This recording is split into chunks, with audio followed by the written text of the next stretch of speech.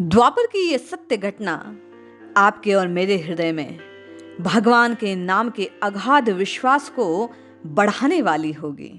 ये घटना, ये कथा सुनकर निश्चय निश्चय निश्चय मानिए, आपके हृदय में नाम महाराज की जो श्रद्धा है वह 4 गुना हो जाएगी। निश्चय मानिए, प्रभु के नाम का नामी से भी अधिक जो महत्व कहा गया, आज इस कथा को सुनकर वह प्रभाव प्रकट होगा। जय श्री हरि। पूज्य गुरुदेव के चरणों में बारंबार प्रणाम।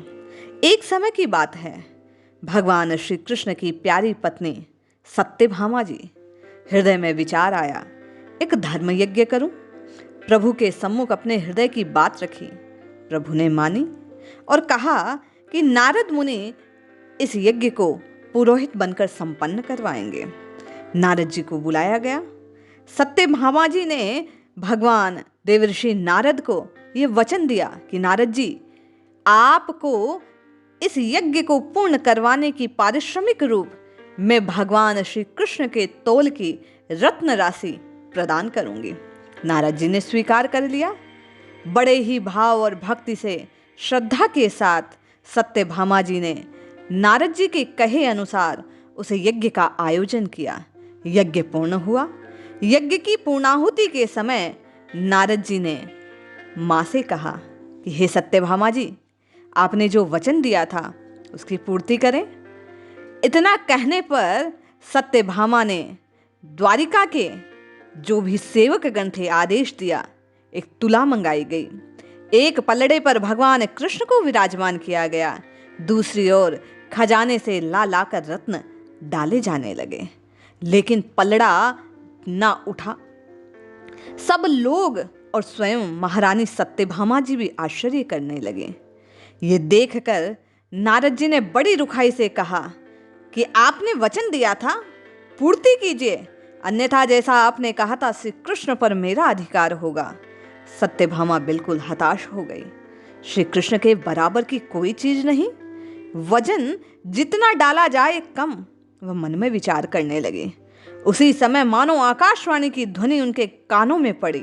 अरे मूर्ख स्त्री, उन श्री कृष्ण को संसार की वस्तुओं से तू तोलने की चेष्टा कर रही है।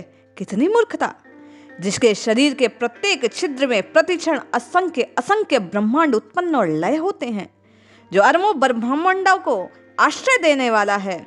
इस समय केवल एक बात तेरी रक्षा कर सकता है। ला, तुलसी का एक पत्र ला, उस पर 2 अक्षरों वाला हरि का नाम लिख। दूसरे पल्लड़े पर जो तुच्छ रत्न आभूषण तूने भर दिए हैं, उतार उन्हें। हरि के शब्द युक्त तुलसी का दल रख और श्रद्धा पूर्वक हाथ जोड़। आकाशवाणी को सुना, बात को माना, तुलसी दल मंगवाया, हरि का नाम लिखा और श्रद्धा से हाथ जोड़कर सत्यभामा जी ने वह तुलसी दल पलड़े के दूसरी ओर छोड़ दिया। जैसा आदेश का पालन करते ही तत्काल होना था। प्रभु के नाम की महिमा से अद्भुत अद्भुत अद्भुत परिणाम हुआ। तुलसी दल वाला पलड़ा जमीन से लगा हुआ और श्री कृष्ण का पलड़ा उठ खड़ा हुआ। रानी सत्यभामा को बधाई दी जाने लगी। पवित्र अमूल्य तुलसी दल को हृदय से लगाकर, बार बार मस्तक से लगाकर नारद ऋषि हरि नाम का गान करते हुए अपने गंतव्य की ओर प्रस्थान करने लगे। तभी तो कहा गया, राम से बड़ा राम का नाम, नामी से भी बड़ी महत्ता है इस नाम की। नाम महाराज की कृपा हो जाए तो नामी प्रसन्न हो जाता है। ये सत्य घटना द्वापर की आपके और मेरे हृदय में नाम महाराज के प्रति अगाध प्रेम उत्पन्न करने वाली है। निश्चय मानिए, प्रभु स्वयं उपस्थित हों, लेकिन उसका भान, उसका ज्ञान, उस उपस्थिति की जानकारी हमारे हृदय में, हमारे नेत्रों में तभी लग सकती है जैसा संत महात्माओं ने कहा, नाम जप के प्रभाव से हमारा अंतःकरण जब शुद्ध हो जाएगा, जब नाम जपते जपते हम नाममय हो जाएंगे, तभी हमारा और आपका नामी से साक्षात्कार होगा।